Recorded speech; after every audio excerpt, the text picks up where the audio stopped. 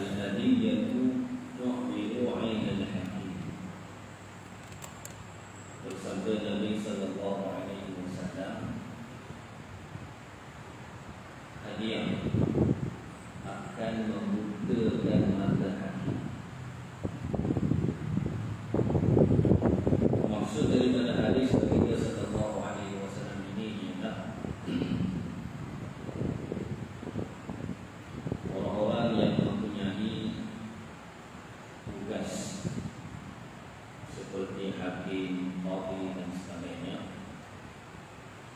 Mereka ini adalah mengelak daripada menerima hadiah atas tugasan.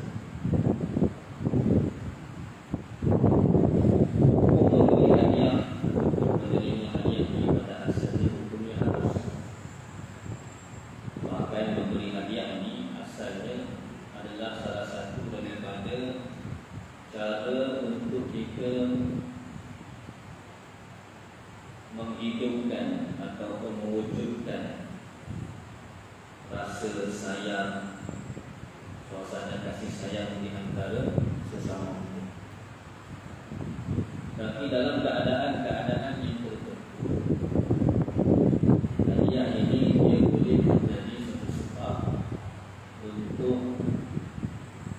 datangnya tohmahan ataupun fitnah terhadap pemberi dan juga penerima.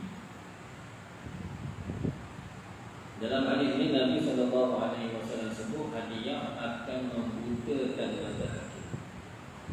Ini orang yang diberi kuasa untuk membuat keputusan, untuk mengadili sesuatu kes. Jika dia menerima hadiah daripada mana-mana pihak, hadiah itu kemungkinan besar boleh mempengaruhi keputusan. Maka kerana itu kalau kita baca dalam adab al-qadhi, adab untuk qadhi, antara adabnya ialah dia tidak boleh terima apa-apa hadiah daripada orang yang terlibat di dalam kes yang dia sedang tangani, kes yang dia sedang adili. Dia tak boleh terima.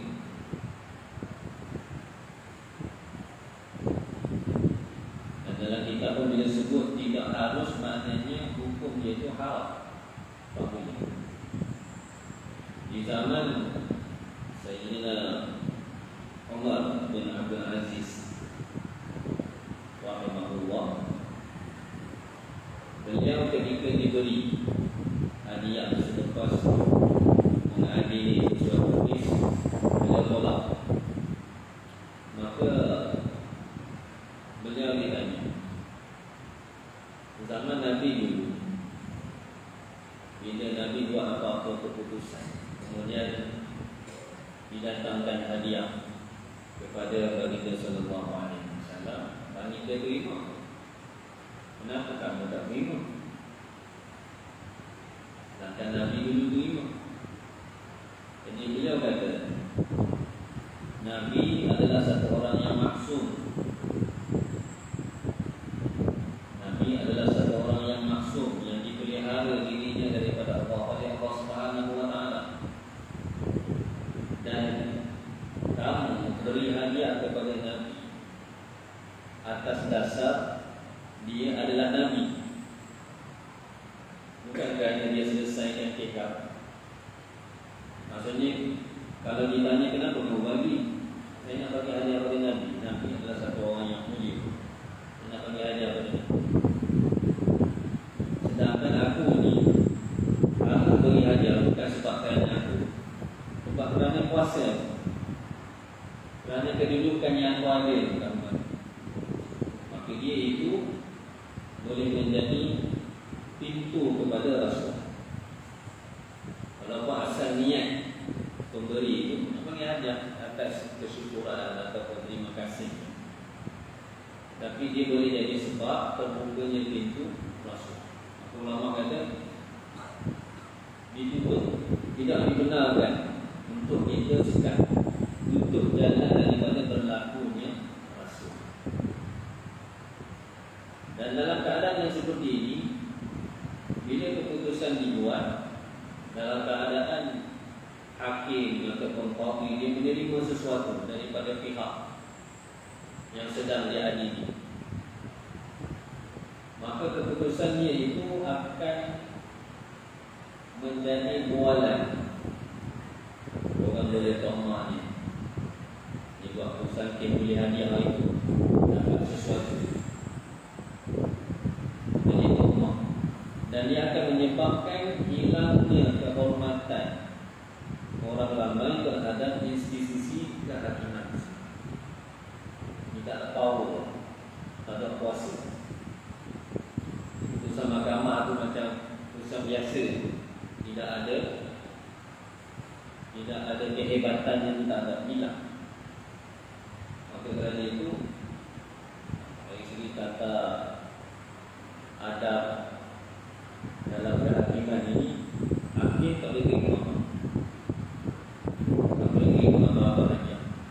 Sama ada orang yang beri hadiah tu, sebelum dia diadili pun, maknanya sebelum ada apa-apa kes pun, dia biasa beri hadiah ataupun tidak, tetap ketika kes dia sedang diadili, sedang dikendalikan, hakim tak boleh terima hadiah dia pun.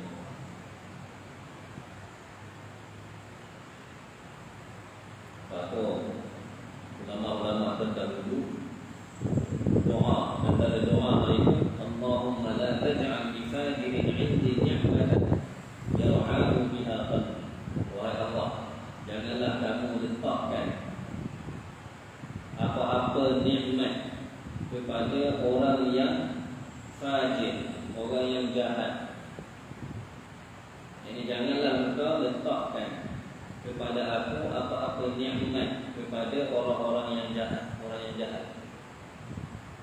Yang dengan nikmat itu dia akan menambat hati aku. Bahkan hati aku ni terikat sebab hadiah jasa.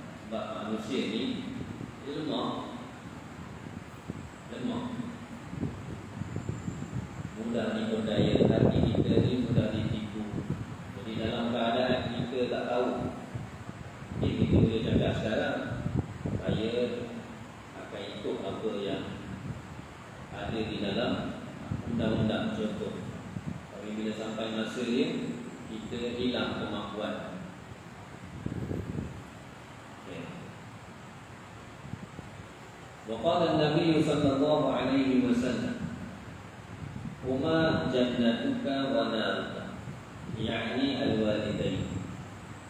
Bersabda Nabi sallallahu alaihi wasallam, mereka berdua adalah syurgamu dan neraka. Nabi sallallahu alaihi wasallam memaksudkan kepada dua ibu bapa, ibu dan ayah. Satu orang sahabat bertanya kepada Rasulullah sallallahu alaihi wasallam, "Ya Rasulullah, ma haqqul walidaini 'ala waladihi?" Sahabat ditanya kepada Nabi, "Wahai Rasulullah, apakah hak kedua ibu bapa yang menjadi tanggungjawab atas anak mereka?" Apakah hak yang menjadi tanggungjawab atas anak terhadap kedua ibu bapanya? Nabi jawab ringkas, "Huma jannatuka wa naruka." Mereka berdua adalah syurgamu atau neraka dan neraka. Mau ayat syurga atau neraka, dua je. Banyak mana kita berbakti, berbuat baik, jaga mau ayat kita, maka itulah kebaikan yang kita akan dapat selepas daripada kita meninggalkan dunia. Banyak mana kita menyusahkan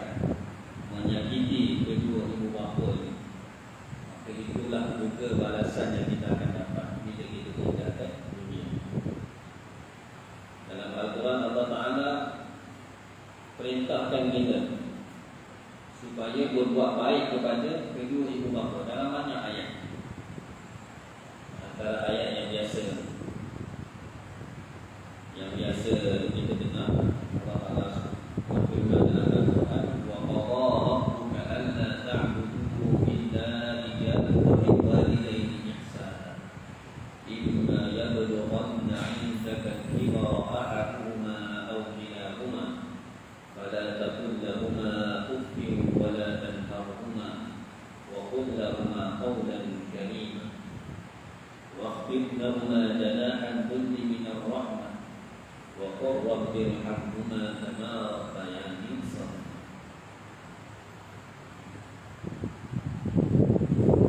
Allah Ta'ala berfirman dalam Al-Quran, Allah Ta'ala dah buat keputusan. Tuhanmu telah membuat keputusan supaya kamu janganlah menyembah melainkan Allah. Orang yang beriman ni, kalau nak buat ibadat, sembah, maka dia hanya boleh sembah kepada Allah. Kemudian Allah Ta'ala pesan lagi, wa bil walidayni ihsana, yakni buat baik kepada dua ibu bapa. Sekiranya ketika di dalam keadaan kamu kedua-duanya telah sampai umur tua ataupun salah seorang daripada mereka, janganlah kamu kata kepada mereka contoh, apa-apa perkataan yang kasar yang boleh menyebabkan rasa tak senang di dalam hati kedua ibu bapa. Wala tanharhum, jangan kamu mengejek mereka. Wa qul lahumā qawlan karīmā, katakanlah kepada mereka perkataan yang baik. Waqfid lahumā janāḥad dhull, rendahkanlah diri kamu kepada mereka. Wa qul rabbi irhamhumā kamā rabbayānī shaghīran, dan doa kepada mereka. Apa kita nak doa? Rabbi, wahai Tuhanku, irhamhumā, rahmatilah mereka berdua, kamā rabbayānī shaghīran, bagaimana mereka berdua telah menjaga,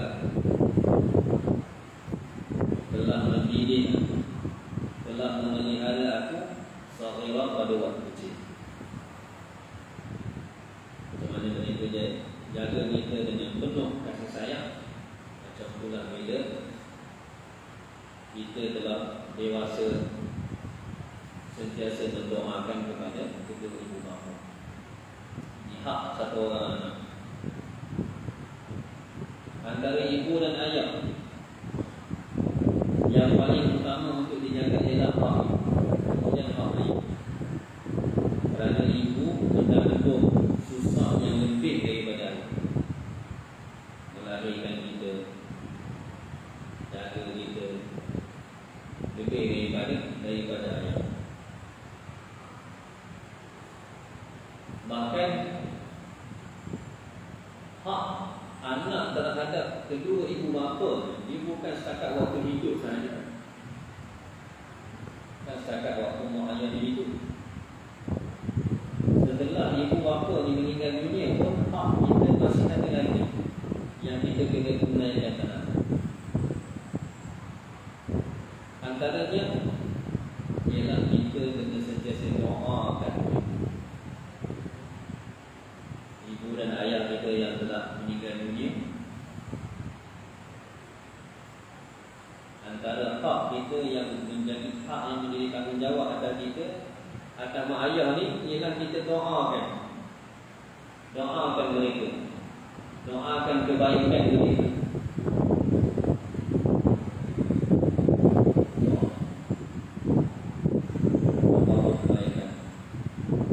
Lebih-lebih lagi kalau waktu hidup itu tak sempat.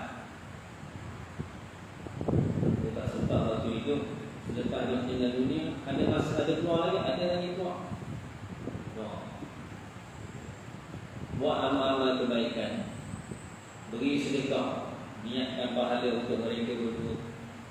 Mak ayah ni sedekah. Baca Al-Quran, niatkan pahala supaya disampaikan kepada mereka. Ini antara hak yang kita. Nah, ulama sebut anak, masuk anak, cucu pun masuk juga. Apa-apa kebaikan yang dibuat, walaupun dia tak niat, dia beri sedekah ke, dia tolong orang ke, dia buat amal baik ke, dia tak niat pun, tetap pahala itu mengalir kepada kedua ibu bapa. Tetap pahala itu sampai. Sebab ibu bapa mak ayah ni dia adalah sebab untuk kita ada di dunia. Dan antara salah satu Nabi kata yang bermanfaat kepada orang yang telah meninggal dunia ialah doa daripada anak yang saleh. Doa daripada anak yang saleh kepada kedua ibu bapa sampai. Kalau tak doa pun sampai, kalau doa lebih lagi. Jadi tak niat sampai. Pahala otomatik. Buat baik sampai kepada ibu dan ayah kita. Lebih-lebih lagi kalau kita buat dan kita niatkan khusus untuk mereka, lebih lagi, lebih memastikan. Contohnya kita buat tahlil. Kita buat tahlil. Kalau anak buat tahlil, pakai Yasin, zikir, otomatik sampai. Walaupun dia tak niat, pahala itu sampai. Kalau orang lain dia kena niat dulu, kena doa, baca Yasin, baca tahlil. Kalau dia tidak niat supaya pahala itu disampaikan kepada si mati, tak sampai. Dalam mazhab kita lah, dalam mazhab kita baca saja, zikir saja, tak ada niat. Satu niat, yang kedua doa.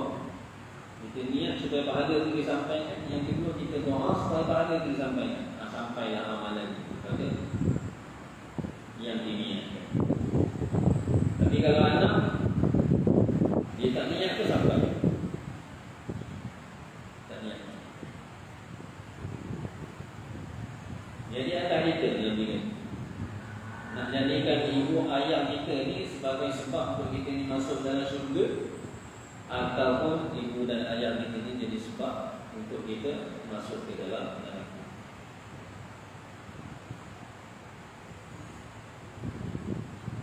Waktu ada, saya tak ingat hadis ataupun malanglah seseorang ibu yang mendapati kedua ibu bapa ni masih hidup, tapi dia masih lagi tidak dapat masuk ke dalam syurga. Dia keluar punya ayah. Mak ayah ni masih ada, tapi itu tak dapat jadi sebab untuk dia masuk dalam syurga. Tak guna peluang.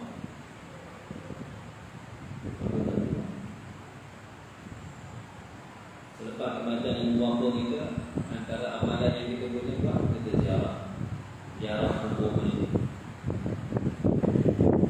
Berbuat baik kepada orang yang bersahabat dengan kedua ibu bapa kita.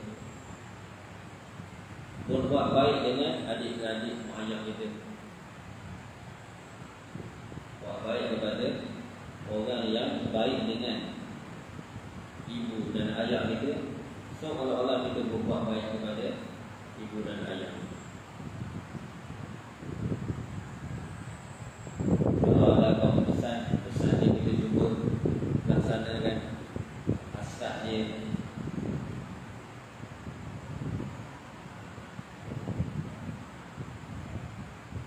Kalau masih hidup, ambillah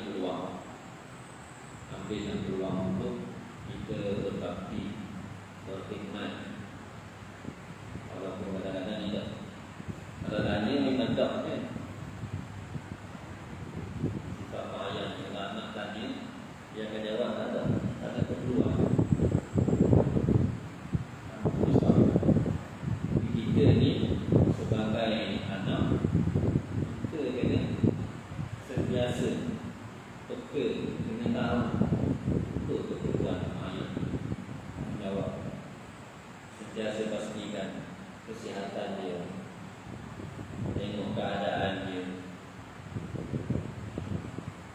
Mudah-mudahan dengan sedikit kebaikan yang kita nak bayar balik kebaikan kita ni, nak balas balik.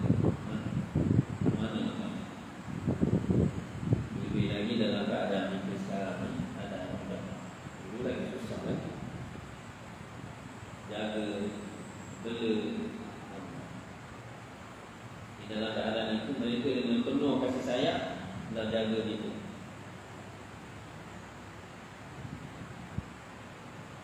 Mudah-mudahan Allah Ta'ala beri taufik kepada saya untuk berbakti kepada kedua ibu bapa, sehinggalah kita jaga dia. Qala Nabi sallallahu alaihi wasallam, al-hamlu nisful ham. Bersabda Nabi sallallahu alaihi wasallam, perasaan duka cita, sedih adalah sebahagian daripada al-haram, sifat tua. Yang orang yang sentiasa sedih, orang yang sentiasa berduka cita, putus asa, maka dia akan lemah macam orang tua, tak berdaya nak buat sesuatu, tak mampu nak buat sesuatu.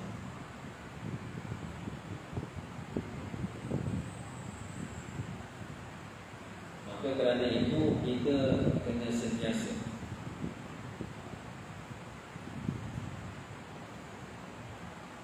berusaha atas hati kita. Sifat duka cita, sedih yang membawa kita kepada rasa badak kekuatan jadi lemah. Ini apabila hati kita ini lemah pergantungannya pada Allah SWT. Asal kerana orang yang meyakini bahawa segala yang berlaku semuanya datang daripada Allah, dia akan rasa sedih. Bila ditimpa sesuatu musibah dan sebagainya, akan rasa sedih. Tapi dalam masa yang sama, dia meyakini bahawa ini adalah ujian yang menyebabkan dia akan bersabar,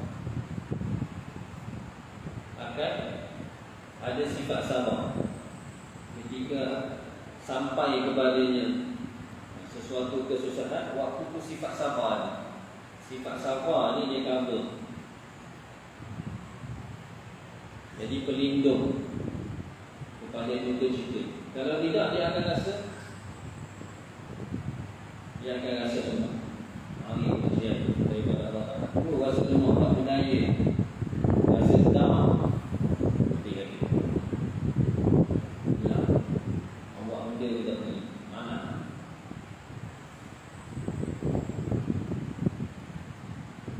Itu disebabkan apa? Disebabkan lemah pergantungan hati kita pada Allah SWT.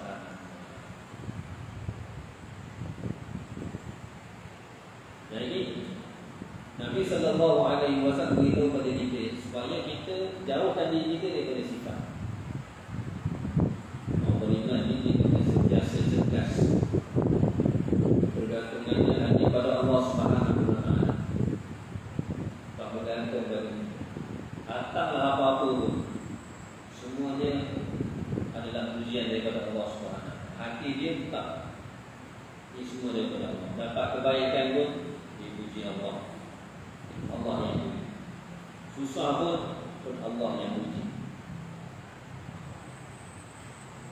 Maka dia akan sentiasa buat untuk melaksanakan perintah-perintah Allah SWT. Kalau tidak, jadi tipunya kata apa Allah lawak ini. Ni mari mengeluh, dan ni lemah.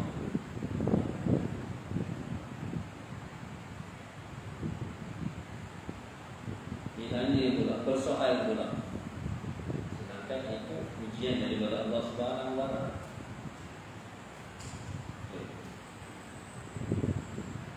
وقال النبي صلى الله عليه وسلم وجدت الناس كفر taqdus, yakni jadid takram. Bersabda Nabi sallallahu alaihi wasallam, hendaklah kamu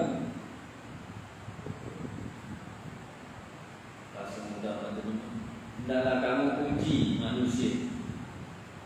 Maksudnya cari pengalaman dengan kita bergaul dengan orang ramai dalam macam-macam keadaan. Hasil dia Nabi beritahu, pasti kamu akan rasa tidak sedap. Kerana kebanyakan manusia ni, bila lama kita bersama dengan mereka, kita akan dapat macam-macam kekurangan yang kita akan lihat berbanding kebaikan. Kekurangan itu memang dia akan ambil. Lebih banyak kita bersama mereka, kita akan tahu rahsia-rahsia yang tidak baik. Secara umum manusia, secara umum, bukan tidak ada orang yang baik. Orang yang baik itu ada ramai juga, tapi tajribah pengalaman. Bila kita bersama dengan ni, maka kita akan dengar macam-macam. Pak dengar tu yang tak baik, daripada dengar yang baik tu sikit. Itu zaman Nabi. Zaman kita tak tahu lah. Zaman Nabi, Nabi sebut ni.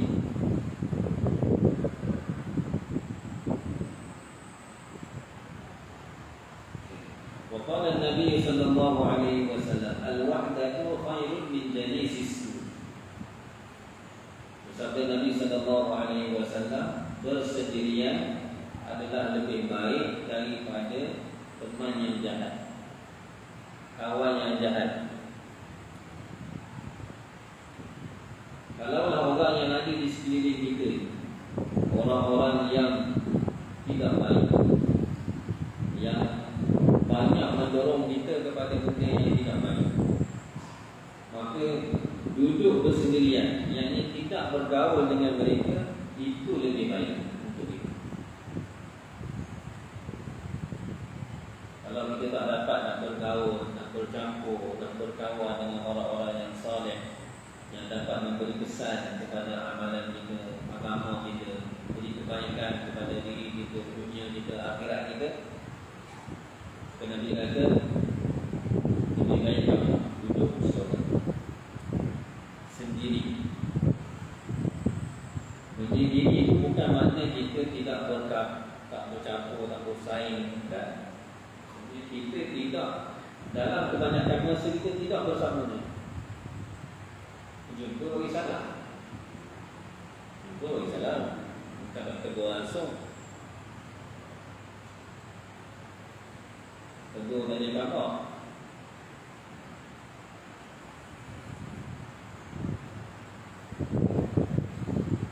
Bukhari dalam kitab Bukhari buat satu tajuk.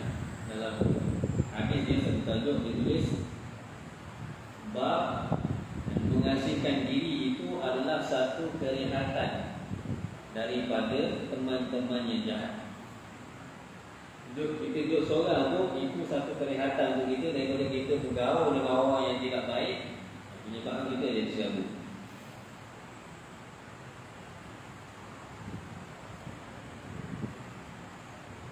Dan kita bila kita duduk bersama dengan orang yang tidak baik,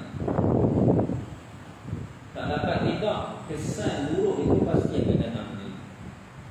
Kita akan dapat juga sifat. Lebih-lebih lagi nafsu. Nafsu memang suka lah benda tak baik ni. Dan kita ni semua ada nafsu. Nafsu ni memang suka benda cerita tentang buruk orang, tahu rahsia ni, rahsia tu. Tahu tak tu? Menyebabkan kita ni tak dapat kawan. Kita menjadi terjebak dengan keburukan.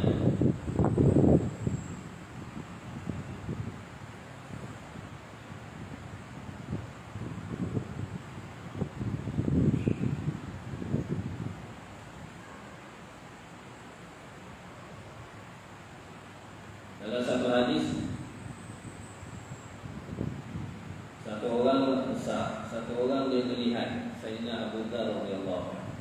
Satu riwayat tersebut kata aku nampak Sayyidina Abu Dzar radhiyallahu anhu. Aku nampak dia di masjid duduk bergelumur dengan kain yang berwarna hitam, dan dia duduk seorang.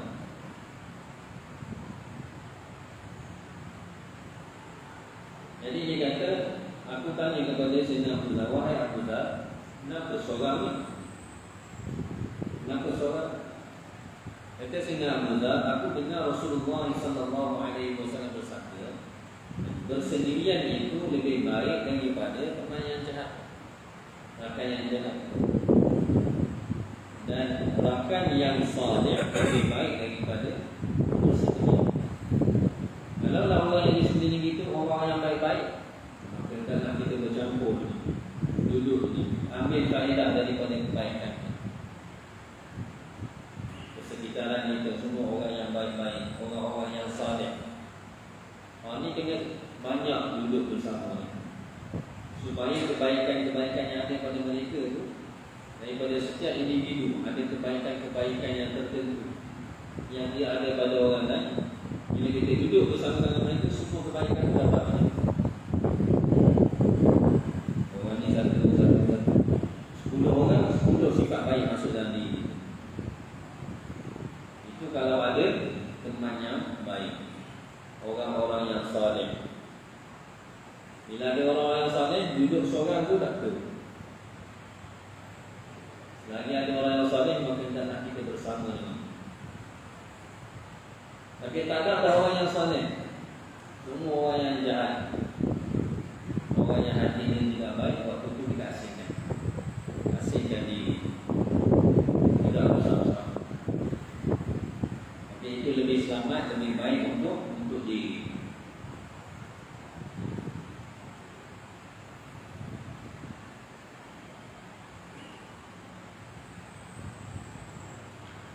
Ada dalam riwayat lain disebut wa innahul khairin khairun minas sukut wa sukutu khairun min ibla'i syah.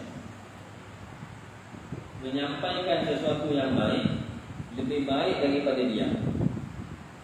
Cakap benda yang baik lebih baik daripada tidak bercakap. Dan tidak bercakap adalah lebih baik daripada menyampaikan sesuatu yang buruk.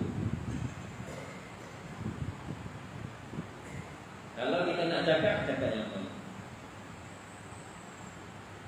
Ada dalam hadis Nabi kata, orang yang beriman dengan Allah Subhanahu Wa Taala dan hari akhirat ni, hendaklah dia bercakap yang baik ataupun dia diam. Falyaqul khairan aw liyasmut. Hendaklah dia bercakap yang baik ataupun diam.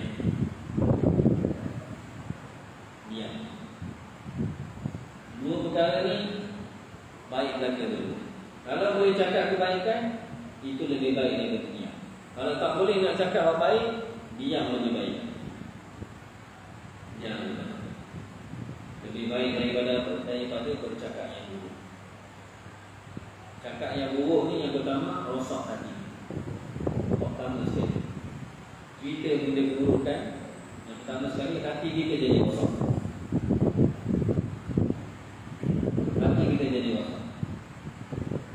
Itu perasaan-perasaan yang tidak baik kepada saudara-saudara Islam.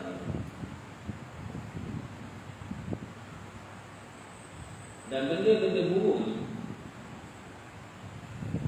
antara cara untuk supaya benda ni hilang ialah kita tak sebut. Kita tak sebut. Kerana bila kita membesarkan ataupun kita hebohkan benda buruk ni, dia akan jadi lagi buruk.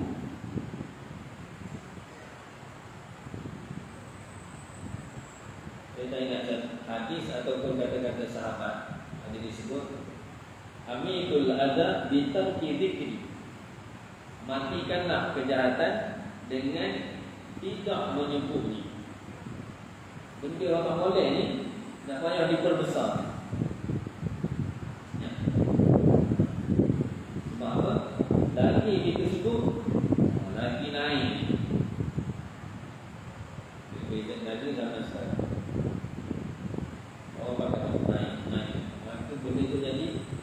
more buruk lagi. Jadi lebih teruk lagi. Cara untuk mematikan kebatilan ialah dengan kita tak sebar lagi. Dia cukup setakat tu je. Sampai masa tak ada orang pun tahu. Melainkan pihak-pihak yang ada memiliki untuk membasmi, untuk halang. Itu memang dia kena keluar. Tapi kita sebagai belum besar-besar. Dia sampaikan kepada saluran yang betul. Itu cara dia. Kalau tidak, dia akan jadi makin besar. Nah, orang yang buat keburukan ni, bila dia keburukan dia cerita, dia bukan rasa sedih. Dia bukan rasa sedih. Dia nak bangga dia ada. Orang ramai lagi yang tahu. Kebiasaan. Dan dia bukan nak tinggal pun dia punya keburukan.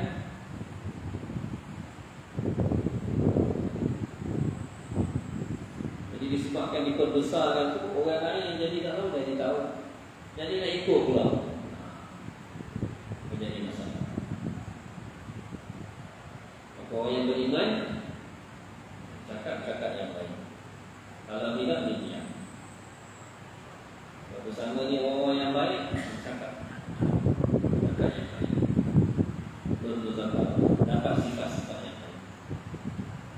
Kalau orang sendiri ni orang yang tidak baik, orang yang jahat, yang dia rasa dia tak dapat jaga agama dia, maka lebih baik dia diam dan hidup asingkan diri.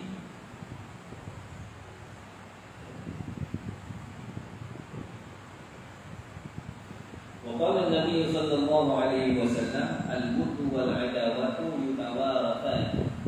Bersabda Nabi sallallahu alaihi wasallam, sifat kasih, sifat sayang dan juga sifat permusuhan akan diwarisi. Maksudnya, satu orang ayah ataupun ibu yang ada sifat kasih, sifat sayang, bagi contoh, sayang, kasih kepada orang-orang yang saleh, kasih pada ulama, sifat sayang ini akan duduk kepada waris, anak cucu ini akan dapat sifat. Orang yang tidak ada sifat sayang, kasih, bermusuh, sifat itu juga akan diwarisi oleh pewaris, anak-anak dia, cucu dia pun akan datang. Ini secara semula jadi. Dia kata al-wudu wal adawatu yutawarathan, akan diwarisi. Ini kalau kita nak keturunan kita, orang yang datang setelah ni, orang yang cinta kepada kebaikan, suka kepada kebaikan, kita dulu kena suka nak buat baik, sayang pada orang-orang yang baik, sayang pada orang. InsyaAllah orang yang bawa kita, dia akan dapat sifat. Kalau kita ni suka kepada keburukan, bukti yang sama juga akan sampai kepada